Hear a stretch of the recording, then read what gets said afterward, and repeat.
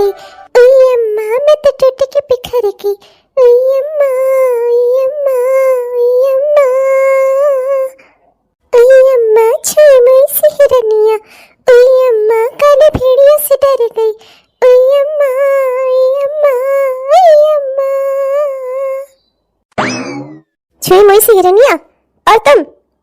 अरे हाँ सासू माँ, मुझे नहीं देखा आपने? मैं हूं ना इतनी कोमल मासूम हिरनी जैसी, है ना सासू माँ? चल अच्छा वो छोड़, रहने दे। ये सुबह सुबह कहाँ से तैयार होकर निकल रही है? कहाँ जाने का प्लान है? ओह सासू माँ कितने सवाल करती हैं आप। अरे किटी पार्टी है मेरी, तैयार होकर वहीं के लिए निकल रही थी। सोचा कि एक बार डांस प्रैक्टिस करके देख लूं, इतने में आप आ गई। ओह कभी घर पर भी रह जाया कर, घर की जिम्मेदारियां भी संभाल। देख तेरे 2 छोटे छोटे बच्चे हैं, उनकी भी देखभाल कर लिया कर। यही किटी पार्टी, यही अमीरों की बिगड़ैल बीवियों के साथ घूमना और जाकर पार्टी करना और जुए खेलना, यही सारे तेरे काम हैं। ये सब जो तू करती है ना, इससे घर की बरकत खत्म हो जाती है। समझ रही है ना मेरी बात? घर में रह, घर में 2 बच्चे हैं तेरे, उनको संभाल। देख क्या पढ़ाई लिखाई कर रहे हैं वो, कितना अच्छा जा रहा है उनका स्कूल। ओह सासू माम, आप भी ना क्या क्या बातें करती हैं। घर संभालने के लिए घर में नौकर चाकर हैं और देवर जी हैं, और दोनों छोटे बच्चों की देखभाल करने के लिए भी देवर जी हैं। और जहाँ तक सवाल है कि बच्चों की पढ़ाई लिखाई का, स्कूल में हर साल फीस जमा कर देती हूँ मैं, पूरे साल की फीस इकट्ठा ही जमा कर देती हूँ। अब स्कूल वाले देखे बच्चों की पढ़ाई, फीस जमा कर दी, मेरा काम खत्म। अब मैं भी बैठ के उनके साथ पढ़ाई करूँ क्या? अब बच्चे पढ़ेंगे, मैं क्या करूँ उसमें? मेरा काम खत्म। मैं स्कूल में फीस भर देती हूँ, मेरा काम खत्म। बहू मुझे तुझसे एक और बात करनी थी।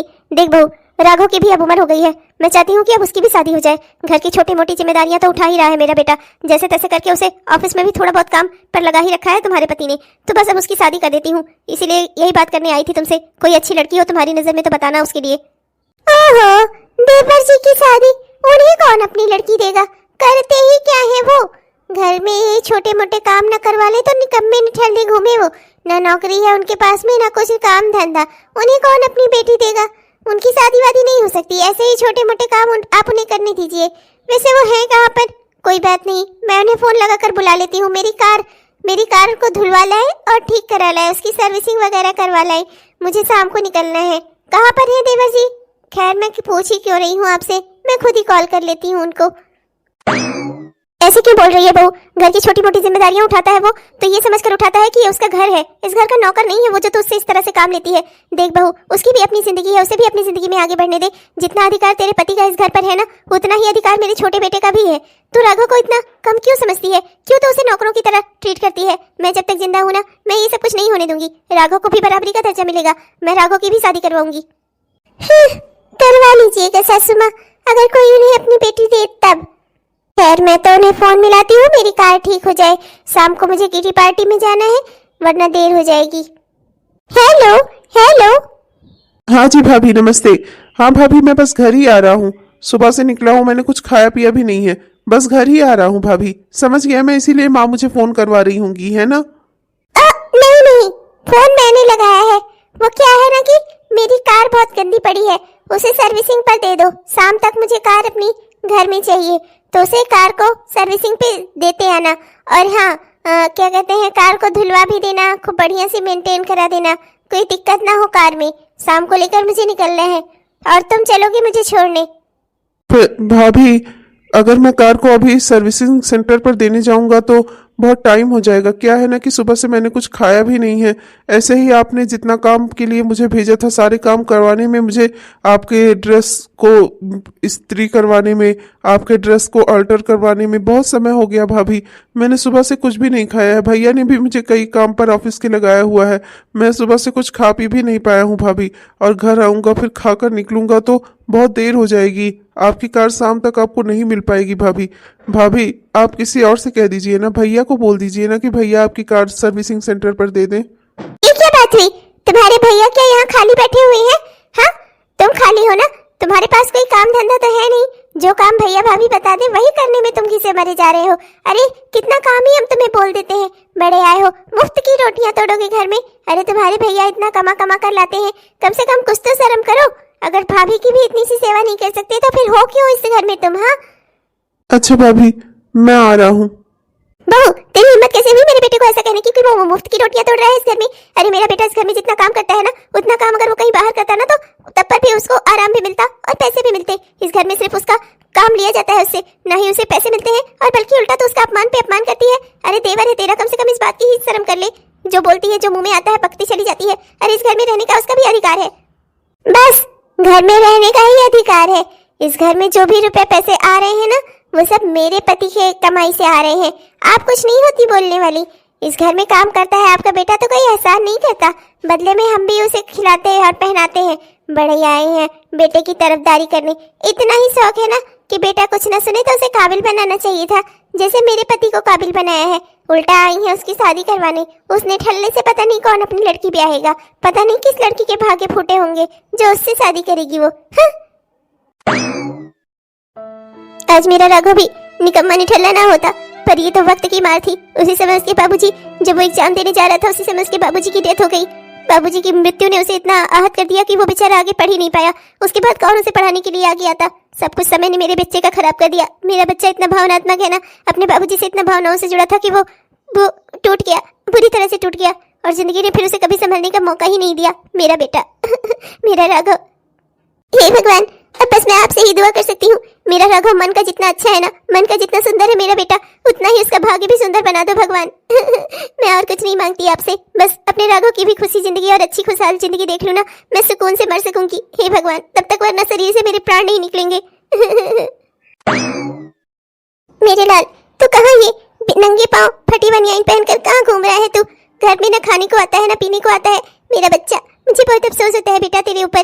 कहाँ तो घूम फिर रहा है? हाँ, कहाँ क्या काम में लगा हुआ है? इतना भी समय नहीं मिलता तुझे कि चल के माँ के हाथ का 2 रोटी खा तू?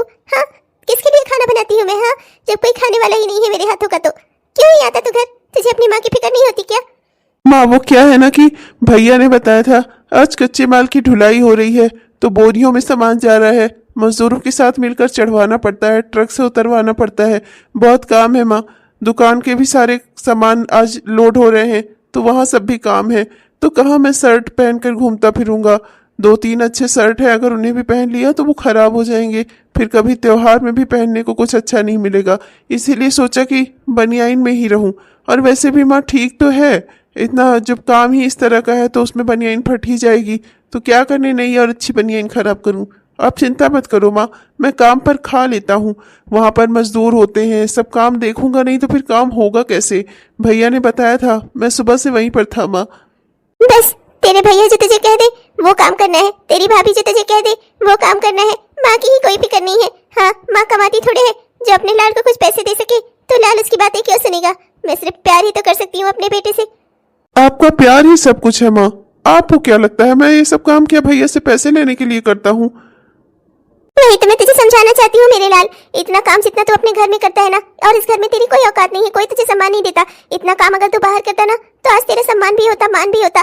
देख बेटा, अपने लोग जब अपनों जैसा व्यवहार न करे ना, तो उन्हें छोड़कर बाहर की दुनिया में कदम रख देना चाहिए। तो अपने भैया भाभी को अपना मानकर उनके साथ सहयोग से काम करता है, और वो लोग तुझे अपना नहीं समझते। मेरे बच्चे, मेरे लाडले, में तुझे कैसे समझाऊं तो बहुत सीधा है। देख बेटा, अपनी जिंदगी बनाने की कोशिश कर, अब तो बड़ा हो चुका है, कल को तेरे साथ कोई और भी जुड़ेगा। कैसे जी पाएगी वो लड़की जो तेरे साथ आएगी इस तरह के माहौल में? जब तेरे भैया भाभी तुझे ही कुछ नहीं समझते तो उसका क्या करेंगे ये लोग? देख बेटा, मैं तुझे सलाह दे रही हूँ, माँ हूँ तेरी, तेरा बुरा नहीं चाहती। ये सब घर के काम छोड़कर ऐसे ही कोई काम बाहर पकड़ ले तू। हाँ, बाहर जाकर काम करने से अच्छा है घर ही में काम करूं। घर अपना है, भैया का काम भी तो अपना है, भैया भी तो अपने हैं। अपनों का साथ छोड़कर बाहर चला जाऊं? इतना बेगैरत नहीं हूं मैं माँ। भैया जो भी काम बताते हैं मैं सब करवा देता हूँ। अगर मैं नहीं करवाऊंगा तो भैया किस पर भरोसा कर पाएंगे माँ? भैया मेरे बड़े भैया हैं, बचपन में खेला हूँ मैं उनके साथ। मैं उन्हें इस तरह से अकेले नहीं छोड़ सकता कि कंपनी के लोग ही उन्हें लूट लें। मैं ऐसा नहीं कर सकता माँ, मैं उनका सबसे विश्वास पात्र इंसान हूँ। इसलिए मैं ये कंपनी नहीं छोड़ सकता। दुकान भी संभालना है मुझे, कंपनी भी संभालना है। भैया जहाँ जो भी कहेंगे ना, मैं खड़ा रहूंगा माँ। मैं भैया के लिए लक्ष्मण हूँ, लक्ष्मण। पर तेरा भाई राम नहीं है बेटा, तेरा भाई रावण है, रावण, जो कुंभकर्ण की तरह एक भक्त को भी लड़वाकर भगवान से और मृत्यु को पहुंचा दे। ऐसा रावण है तेरा भाई। तेरा भाई राम नहीं है बेटा, तेरा भाई रावण है, रावण। अब मैं तुझे क्या कहूँ? रही सही कसर जो थी वो तेरी भाभी ने पूरी कर दी है उसके दिमाग में भर भर के। मैं क्या ही कहूँ? अरे ओ देवर जी, आप अभी तक गए क्यों नहीं? आपको पता है कच्चे माल की ढुलाई हो रही है ना, और सारा सामान लेकर गांव निकलना है। वहाँ वैन पर वैन खड़ी है, सारे ट्रक पे ट्रक लदे खड़े हैं, और आप यहाँ खड़ी होकर अपनी अम्मा से बतला रहे हैं। काम चोरी ना एक नंबर की है आप माँ बेटे की। माँ घर में ऐसे ही करती है, बेटा बाहर ऐसे करता है। वो भाभी, आई एम सॉरी, बस निकल ही रहा था। वो क्या है ना कि गांव जा रहा हूँ, आज की रात लौटूंगा नहीं, तो सोचा माँ से मिलता चलूं। बस माँ से मिलने चला आया भाभी, बस मैं निकल ही रहा हूँ। हाँ तो मिल लिया, अब जाओ। और वैसे भी गांव ही तो जा रहे हो, सुबह लौट ही आओगे। कौन सा वहीं जाकर तुम मर जाओगे। जाओ चलो, वहाँ ट्रक पे ट्रक लदे खड़े हैं, सामान का नुकसान हो रहा है, और यहाँ ही अपनी अम्मा को अलविदा कहने आए हैं। चलो जाओ। बहू, सोच तो लिया करके क्या बोल रही है। जैसे माधव मेरा बेटा है, वैसे ही राघव भी मेरा बेटा है, और मैं दोनों बच्चों में से किसी को भी इस तरह की भाषा स्वीकार नहीं करूंगी। खबरदार जो आइंदा से मेरे बेटे को मरने वाले के लिए कहा तूने तो, हाँ नहीं तो मुझसे बुरा कोई नहीं होगा। और ये अच्छे से समझ लेना, तेरा पति सिर्फ कमाता है, पर सर पे जो ये छत है तेरे ना, वो मेरी की हुई है। अगर मैंने ये छीन ली ना तो तुम मियाँ बीवी सड़क पे आ जाओगे, समझे। हाँ, गुस्सा मत करो, शांत हो जाओ, मैं बस जा ही रहा हूँ भाभी। आई नहीं तो बढ़िया। अगले दिन पता नहीं आपके घर वाले कैसा बर्ताव करेंगे मेरे साथ। मैं तो यहाँ किसी को जानती भी नहीं, आपको भी नहीं जानती थी। बस भगवान की कृपा से ये रिश्ता जुड़ गया है, अब क्या ही किया जाए। पता नहीं, मैं तो आते हुए भी डर रही थी, कहीं सासू माँ मुझे देखकर गुस्सा ना हो। क्या होगा फिर अगर उन्होंने मुझे इस घर से निकाल दिया तो। तुम चिंता मत करो, मेरी माँ बहुत अच्छी है। तुम देखना, मैं उनसे तुम्हें मिलाऊंगा ना, वो बेहद खुश हो जाएंगी। वो तो कब से चाहती थी कि मैं शादी कर लूं। अब क्या ही कहूँ, हमारी शादी इन हालातों में हुई जिन हालातों में होनी नहीं चाहिए थी, पर हमारे पास दूसरा और कोई रास्ता भी तो नहीं था। हम करते भी क्या। राघव, ये लड़की कौन है। आई एम सॉरी माँ, मैं आपको बताने ही वाला था, इसीलिए इसे मैं अपने साथ लेकर चला आया। माँ, ये मेरी पत्नी है, हमने कल ही शादी की है माँ। प्रणाम माँ जी। खुश रहो बहू। पर बेटा, ये अचानक से, अगर तुझे कोई लड़की पसंद थी तो मुझे बताता, मैं तेरी शादी धूमधाम से इसी से करवा देती। बहू तो बहुत सुंदर है, मुझे बहुत अच्छी लगी। माँ, मैं आपको सब समझाता हूँ माँ, मैं तो इन्हें जानता भी नहीं था। वो हालात ही ऐसे हुए। जिस गांव में मैं सामान ढुलाई करवाने और माल पहुंचवाने गया था ना, उसी गांव में इनकी शादी थी। और इनके पापा से जो इनके ससुराल वालों ने इतना दहेज मांगा कि वो दे नहीं पाए, और शादी टूट गई। और इन्होंने मंडप में आकर कहा कि मैं उस इंसान से शादी नहीं करूंगी जिसने मेरे पापा से दहेज मांगा हो, और जिसकी वजह से मेरे पापा की आंखों से आंसू बहे हो, उस इंसान से मैं शादी नहीं करूंगी। इन्होंने ऐसे कहकर वो रिश्ता तोड़ दिया था। इनके पापा बहुत दुखी थे माँ, तो मैंने ही फिर उनसे कहा कि मैं आपकी बेटी से शादी करना चाहता हूँ। माँ, मैं इन्हें शादी करके इन हालातों में घर तो ले आया, पर अब समझ नहीं आ रहा है माँ, आगे की जिंदगी हमारी कैसे चलेगी। आप तो मेरे हालात जानती है ना माँ। सब हो जाएगा, आप चिंता क्यों करते हैं। अगर आपके हालात खराब है तो मैं खराब हालात में ही जी लूंगी। आपने उस समय मेरा हाथ थामा जब कोई मेरा हाथ थामने के लिए तैयार नहीं था। मेरे टूटे हुए पिता को आपने सहारा दिया, इसलिए मैं आपकी जिंदगी भर एहसानमंद रहूंगी। मुझे और कुछ नहीं चाहिए। इस घर में जितना जो भी मिलेगा ना, मैं उसी में खुश रह लूंगी। आप चिंता मत करिए, जो हालात आपके होंगे मैं उसी हालात में जी लूंगी। आप चिंता क्यों करते हैं। जैसे आप मुझे रखेंगे ना, मैं वैसे ही रह लूंगी। मुझे कोई टेंशन नहीं है, और आप भी कोई चिंता मत करिए। वाह बहू, तूने तो मेरा मन जीत लिया। मैं ऐसी ही लड़की चाहती थी अपने राघव के लिए। तूने मेरा दिल जीत लिया मेरी बच्ची। भगवान तुझे सदा सुखी रखे। देख बेटा, अब तुम दोनों साथ हो। भगवान ने चाहा तो अपनी जिंदगी के रास्ते तुम खुद ही निकाल लोगे, और मुझे पूरा विश्वास है भगवान पर। जैसे मैंने सोचा था राघव के लिए, भगवान ने बिल्कुल वैसी ही लड़की दी है। जब तू बहू बनकर इस घर में आ ही गई है बेटा, तो तू सब संभाल लेगी। मुझे तुझ पर पूरा भरोसा है मेरी बच्ची। जिंदगी में जो भी फैसला करना ना, हमेशा समझना, तेरी सास हमेशा तेरे साथ खड़ी है मेरी बच्ची। ये बात है देवर जी, जहाँ जाते हो वहाँ नैन मटक्का करके लड़कियाँ फंसा लाते हो। अब लो, महारानी आ गई, गले पड़ गई। बाजी बहुत दिनों से चिंता में थी ना कि उनके बेटे की शादी कैसे होगी। बेटा भगा लाया किसी भिखारन को, अनाथ कहीं की। चली आई इस घर में मटकती हुई। बहू, जुबान संभाल कर बात कर, देवरानी है तेरी। देवरानी बाई फट। चलो, अब आ ही गई हो इस घर में तो घर के काम कुछ निपटा देना। मैं सोच रही हूँ शारदा को कल से छुट्टी दे दूँ, एक नौकरानी का खर्चा तो बचेगा। अब घर में खाने वाले ज्यादा हो गए हैं तो काम कम करवाना ही पड़ेगा। बेटा, इस घर के यही हालात है, अब तो इन हालातों से कैसे समझौता करती है, कैसे जीती है, ये मैं तेरे ऊपर छोड़ती हूँ। बस एक बात हमेशा याद रखना, तेरी सास तेरे हर फैसले में तेरे साथ खड़ी है। तुम दोनों बच्चे अपनी जिंदगी किस तरह से सुखी बनाते हो, भगवान तुम लोगों को रास्ता दिखाए। मैं कुछ नहीं कर सकती बेटा, बस ये समझ लेना तुम लोग जो भी करोगे ना, मैं उसमें तुम लोगों के साथ हूँ। मुझे बहुत अफसोस हो रहा है, मुझे तुमसे शादी नहीं करनी चाहिए थी। तुम्हारी अच्छाइयाँ देखकर, तुम्हारे पापा को दुखी देखकर मैंने तुमसे शादी तो कर ली, पर शायद मेरे साथ तुम्हारी जिंदगी पहले की तुलना में और ज्यादा दुखी और खराब होने वाली है। मुझे तुम्हारी जिंदगी बर्बाद करने का कोई अधिकार नहीं था। मुझे तुमसे शादी नहीं करनी चाहिए थी। मैंने बहुत बड़ी गलती कर दी आवेश में आकर। आप ऐसा बिल्कुल मत सोचिए, जिंदगी में उतार चढ़ाव तो लगे ही रहते हैं। हमेशा सामान्य चले ऐसी किसकी जिंदगी होगी। जो भी होगा मिलकर हम देख लेंगे, आप चिंता मत करिए। अरे वाह, ये तो साइंस की किताब है। कितनी अच्छी लगती थी मुझे साइंस की सारी किताबें, कितना मन लगता था मेरा पढ़ने का। पर क्या ही कहूँ, बाबूजी की शादी की इतनी जल्दी थी, पढ़ाई छुड़वाकर उन्होंने मेरी शादी करवा दी। अरे ये क्या, तुम पढ़ाई लिखाई भी जानती हो, पढ़ना लिखना आता है तुम्हें? ये बुक तो चिंटू की है, वो 8th क्लास में है और उसकी पूरी बुक इंग्लिश में है। तुम इसे पढ़ ले रही हो, तुम्हें पढ़ना लिखना आता है? तुम्हें शौक था क्या पढ़ने लिखने का? मैं तो कॉलेज में लेक्चरर बनना चाहती थी। फिजिक्स मेरा फेवरेट सब्जेक्ट था। फिजिक्स की बुक जब भी देखती हूँ ना, पढ़ने लग जाती हूँ, मुझे बहुत अच्छी लगती थी। पर क्या ही कहूँ, पापा को जल्दी थी शादी की, इस वजह से मुझे अपनी पढ़ाई छोड़नी पड़ी। मैंने एमएससी किया हुआ है। अच्छा, तब तो तुम बहुत पढ़ी लिखी हो। मैं तो इतना पढ़ा लिखा नहीं हूँ। मैंने तो मुश्किल से इंटर ही किया है। इंटर के बाद ग्रेजुएशन में एडमिशन लिया था, फिर पापा की डेथ हो गई तो उसके बाद मैं पढ़ ही नहीं पाया। बस फिर इंटर तक ही पढ़ा हुआ रह गया। मैं समझ सकती हूँ, हालात कभी कभी इंसान को बुरा करने पर मजबूर कर देते हैं। आपके इंटर की मार्कशीट देखी थी मैंने, आप उसमें फर्स्ट डिवीजन पास हुए थे। आप भी पढ़ने में बहुत अच्छे थे, पर क्या ही किया जा सकता है। इंसान के हालात कभी कभी ऐसे हो जाते हैं कि वो इंसान को आगे नहीं बढ़ने देते। पर आप अब से क्यों नहीं पढ़ते? आपको अब से पढ़ना चाहिए ना। आप अब से अपनी डिग्रियां हासिल करिए, अब से अपनी डिग्री कंप्लीट करिए। जब जागो तभी सवेरा होता है। आप पढ़ाई अब से क्यों नहीं करते? अब कहाँ ये संभव है?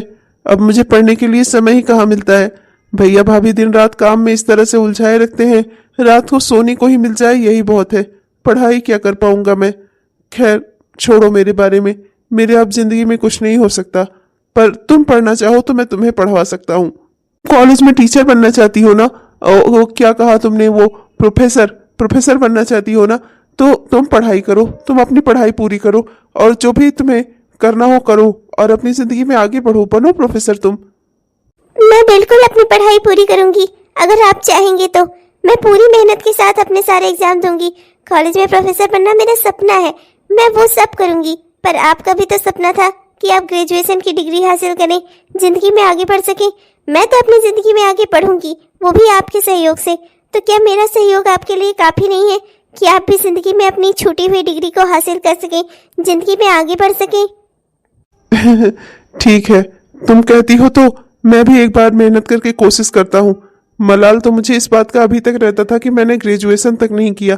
काश मैंने ग्रेजुएशन किया होता तो आज मेरे लिए कितने सारे नौकरी के रास्ते खुले होते, तुम्हें एक अच्छी जिंदगी दे पाता। ठीक है, मैं भी मेहनत करूंगा, मैं भी अपनी पढ़ाई फिर से शुरू करूंगा। पर उसके साथ में मैं तुम्हारी भी पढ़ाई करवाऊंगा, जिससे तुम्हारे सपने पूरे हो सकें। आप बस इसी तरह से मेरा साथ देते रहिए, जिंदगी में हमारे सारे सपने पूरे होंगे। आपने मेरा हाथ थाम कर ना जिंदगी में मुझे बहुत बड़ी खुशी दी है, और आपके साथ मैं जिंदगी की हर मुश्किल पार कर लूंगी। आप चिंता मत करिए, हम दोनों जब तक एक दूसरे के साथ हैं ना, हमें कोई दुनिया की कोई ताकत हमें दुख नहीं दे सकती। अरे रीमा, तुम मेरी दोस्त हो, इसीलिए जो भी मुझे पता चलता है ना तुम्हें बताने चली आती हूँ। तुम्हारी देवरानी ना वहाँ प्राइवेट स्कूल ज्वाइन किया हुआ है, छोटे बच्चों को पढ़ा रही है, पैसे इकट्ठा कर रही है। महारानी सब सोच रही होगी तुम्हारे खिलाफ कोई ना कोई साजिश कर रही होगी, इसलिए मैंने सोचा तुम्हें सबसे पहले बता दूं। तुम्हारे घर की औरत बाहर जाकर काम कर रही है, पैसे इकट्ठा कर रही है, और तुम्हें कुछ पता ही नहीं है तुम्हारी देवरानी क्या क्या गुल खिला रही है। मुझे लगता है कि तुम्हारी देवरानी ना बहुत तेज है, और एक दिन ऐसा ना हो तुम्हारा सपना जो था कि तुम्हारी देवरानी तुम्हारी नौकरानी बने, उसका उल्टा ही हो जाए, कहीं तुम ही ना उसकी नौकरानी बन जाओ। तो जा, मैं देखती हूँ उसे। महारानी पैसे इकट्ठा कर रही है ना, बताती हूँ मैं उसे। साथी, ओ साथी, बाहर आ जरा। ओ साथी।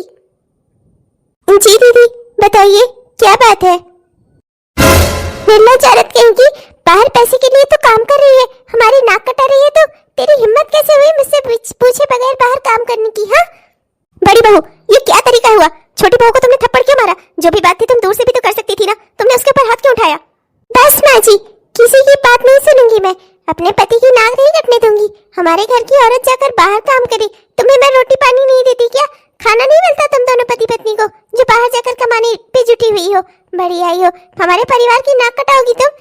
और माँ जी, आप कुछ भी बोलने से पहले ये अच्छे से सोच लीजिएगा, इस घर में जो भी नमक रोटी आता है ना, वो सब मेरे पति की कमाई होती है, समझ लीजिए आप अच्छे से। इस घर में जो भी कहूंगी ना मैं, वही होगा, और ये बाहर जाकर काम नहीं करेगी। आइंदा मुझसे पूछे बगैर अगर तूने कुछ भी किया ना, तो इस बार तो सिर्फ तुझे थप्पड़ मारा है, अगली बार मैं तेरी टांगे तोड़ दूंगी। बड़ी आई है, आई बड़ी, मेरी चोरी काम करेगी बाहर जाकर। बहू माफ कर दे मुझे, मैं तेरे हक के लिए खड़ी नहीं हो पा रही हूँ बेटा, मैं क्या करूँ, मैं बहुत मजबूर हूँ, इस घर के अलावा मेरे पास कुछ नहीं है। मैं क्या करूँ बेटा, जिससे मैं तुम दोनों की मदद कर सकूं? मैं बच्चों को बाहर पढ़ानी चाहती थी, जिससे कुछ पैसे इकट्ठा करूं। इनको तो कुछ पैसे इनके भैया भाभी देते नहीं, हमें सिर्फ खाना मिलता है और कपड़े मिलते हैं, वो भी सिर्फ महीनों में एक आध बार, और खाना 2 रोटी बस, इसके अलावा हमें मिलता है क्या इस घर में? मैंने सोचा बाहर जाकर थोड़ा काम करूं, थोड़े पैसे इकट्ठा करूं, इनकी छूटी हुई पढ़ाई भी पूरी करवाना चाहती हूं, और खुद भी कोचिंग करके मैं कॉलेज में प्रोफेसर बनना चाहती हूं, अपना सपना पूरा करना चाहती हूं। उसी के लिए बाहर काम करना मेरे लिए बेहद जरूरी है। अगर मैं घर में रही तो फिर इनके कॉलेज की फीस और मेरी कोचिंग की फीस कहाँ से आएगी? हम क्या करेंगे? वैसे भी मेरी इतनी कमाई नहीं है कि मैं कुछ पैसे इकट्ठा कर सकूं, और अगर मैंने वो भी नहीं किया तो हमारे हालात कैसे सुधरेंगे माँ जी? मैं क्या करूं? अपने हालात सुधारने के लिए मेरे पास यही इकलौता रास्ता था। मैंने सोचा था दीदी को कभी पता नहीं चलेगा इस बारे में। देख बहू, अपनी आंसू पोंछ ले, अब जो मैं तुझे बताने जा रही हूँ ना, वो शायद ही किसी सास ने अपनी बहू को कहा हो। देख बेटा, मैं जानती हूँ इस घर में रहकर तेरे हालात कभी नहीं सुधरेंगे, इसलिए तू अपने आंसू पोंछ ले और राघव के साथ यहाँ से चली जा। जितना काम तुम दोनों पति पत्नी यहाँ पर करते हो ना, उतना अगर बाहर जाकर कहीं और करोगे ना, तो तुम लोग को सम्मान भी मिलेगा और पैसे भी, अपनी जिंदगी और अपने सपने संवार सकोगे। मेरे पास दूसरा और कोई रास्ता नहीं है बेटा, मेरी बातों का पूरा मत मानना। ये घर तुम्हारा है, जब तक मैं जिंदा हूँ ये घर हमेशा तुम्हारा है, और मेरे मरने के बाद भी मैं ये सारा घर तुम्हारे नाम कर दूंगी। पर अभी फिलहाल के लिए अगर मैं ये घर तुम्हारे नाम भी कर दूं ना, तब भी तुम लोगों को कुछ हासिल नहीं होगा। ये घर इतना भी नहीं है कि यहाँ से तुम आराम से खा पी सको, अपना खर्चा चला सको। माँ जी, क्या हम आपसे अलग हो जाएंगे? नहीं मेरी बच्ची, ऐसा क्यों कहती हो तुम मेरे लिए हमेशा मेरी बेटी रहोगी। इस घर में मैं हमेशा तुम्हारा इंतजार करूंगी, तुम दोनों अपने सपने पूरे करो, इसलिए तुम्हारे इस घर से जाना जरूरी है। ये घर मेरे नाम पर है और इस घर में तुम लोगों का हमेशा स्वागत है, पर अभी फिलहाल के लिए तुम्हारा यहाँ से जाना बेहद जरूरी है। अपने सपनों को पूरा करने के लिए तुम दोनों को अभी बहुत मेहनत करनी है, जो इस घर में रहकर नहीं हो सकती। इस घर में रहकर तुम्हारी जेठानी तुम्हें कभी कोचिंग नहीं जाने देगी, ना ही वो राघव की पढ़ाई कभी पूरी होने देगी। बेटा, अब तुम्हारे ही ऊपर सब कुछ है, मैं तुम्हें सही सलाह दे रही हूँ, राघव को लेकर यहाँ से चली जाओ। मेरे पास और दूसरा कोई रास्ता नहीं है तुम्हारे लिए।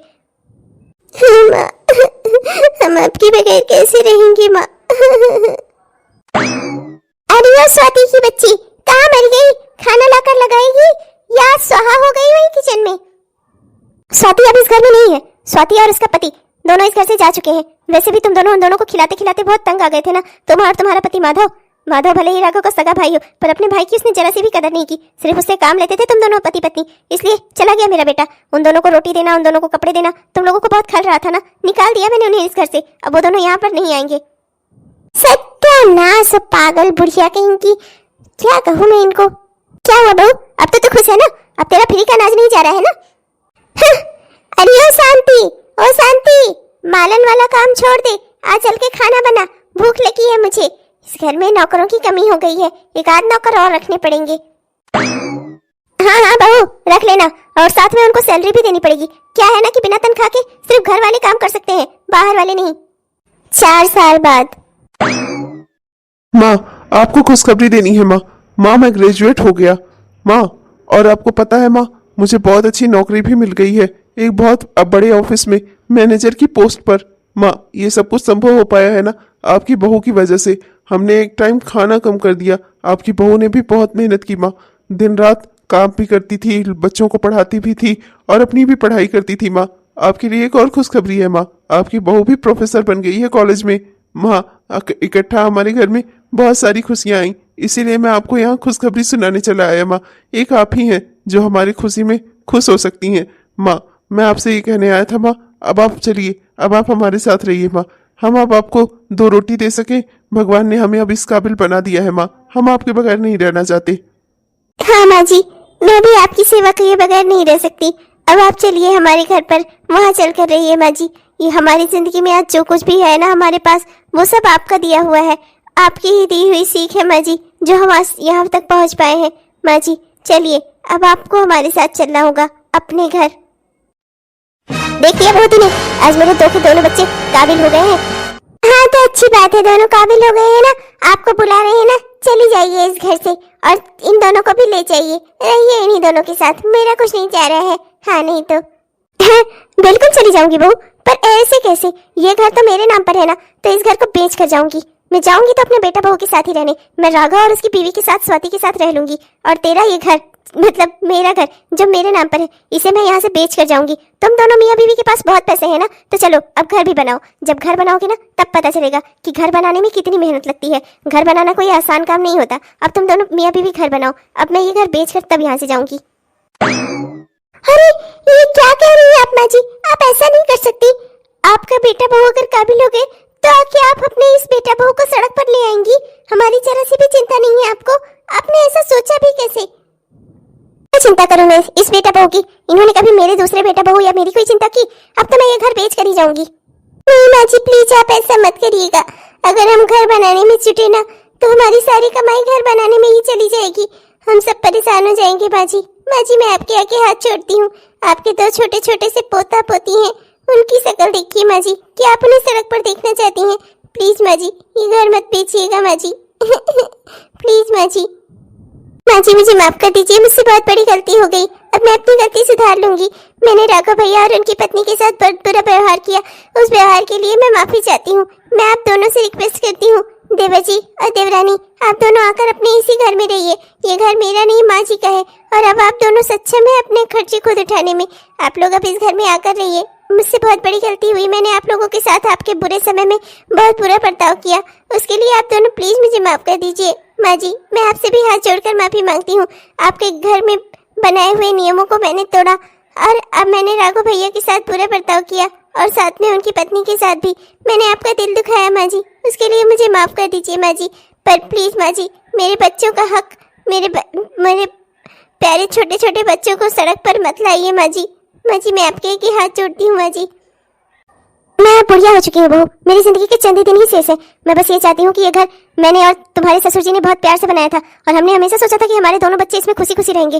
राघव के मन में प्रेम था, इसलिए वो तुम्हारा पति पत्नी का काम बिना पैसों के कर देता था, और तुम लोगों को अपने पलकों पर बिठा कर रखता था। सोचता था कि उसके भैया भाभी उसके लिए राम और सीता के बराबर है। पर बहू तुमने कभी भी अपने आप को सीता नहीं बनने दिया, हमेशा तुम तिरजटा ही बनी रही अपने छोटे से देवर के लिए। तुमने कभी भी इसका ख्याल नहीं रखा। तुमने नहीं देखा कि वो खा रहा है खाना कि नहीं खा रहा है। तुमने उसके प्यार व्यवहार को उसकी कमजोरी समझ लिया। तुमने समझा कि वो अगर पढ़ लिख नहीं पाया है, बेरोजगार है, तो तुम उसके साथ किसी भी तरह का बर्ताव कर सकती हो। देखो बहू, जिस लक्ष्मी पर तुम गुमान कर रही हो ना, वो लक्ष्मी चंचला होती हैं। आज तुम्हारे हाथ में है, कल किसी और के हाथ में जाएंगी, और परसों किसी और के हाथ में चली जाएंगी। उनका कोई ठिकाना नहीं है, जिसके बल पर तुम इस अपने देवर के साथ ऐसा बर्ताव करती थी, जो तुम्हें नहीं करना चाहिए था।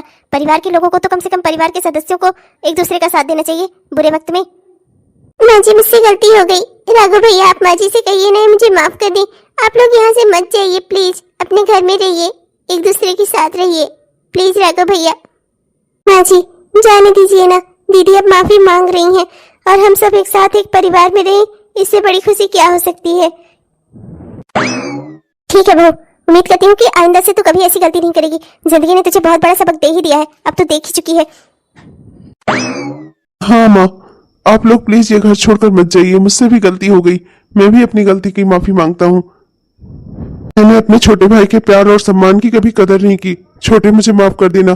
तूने तो मुझे राम बना दिया, पर मैं राम बन नहीं सका, बना राम है रावणी। अब अगर तुम सबको अपनी गलती का एहसास हो गया है तो बस मेरे लिए और कुछ नहीं है। मुझे यही चाहिए था, मेरा परिवार सुख से रहे, खुशी रहे, इससे ज्यादा मुझे कुछ नहीं चाहिए। उम्मीद करती हूँ कि आइंदा से तुम लोग ऐसी गलती कभी नहीं करोगे। कभी नहीं करोगे माँ जी, कभी नहीं। हेलो दोस्तों, आप सबको दिल से हमारा प्यार भरा नमस्कार। कैसे हैं आप सब? उम्मीद करती हूँ कि बहुत ही बढ़िया होंगे। आपने हमारा यह वीडियो पूरा देखा, इसके लिए आपका दिल से बहुत बहुत धन्यवाद दोस्तों। तो कैसा लगा आपको? उम्मीद करती हूँ कि पसंद आया होगा। और अगर पसंद आया दोस्तों तो कृपया वीडियो को लाइक जरूर करिएगा और अपने दोस्तों को, रिश्तेदारों को वीडियो को शेयर भी जरूर करिएगा। और हमारे जिन भी दोस्तों ने अभी तक हमारे इस चैनल को सब्सक्राइब नहीं किया है, कृपया चैनल को सब्सक्राइब कर लीजिए दोस्तों। सब्सक्राइब करके वो बेल आइकन दबाकर और नोटिफिकेशन को ऑन कर लीजिए, जिससे हमारे इस तरह के वीडियोस आप तक हर दिन पहुंचते रहें। और हाँ दोस्तों, अपने प्यारे प्यारे कमेंट्स भी हमें जरूर लिखिएगा। आपके प्यारे प्यारे कमेंट्स का ना हम दिल से इंतजार करते हैं दोस्तों। तब तक के लिए चलते हैं दोस्तों, मिलेंगे आपसे कल के वीडियो में। तब तक के लिए बाय बाय।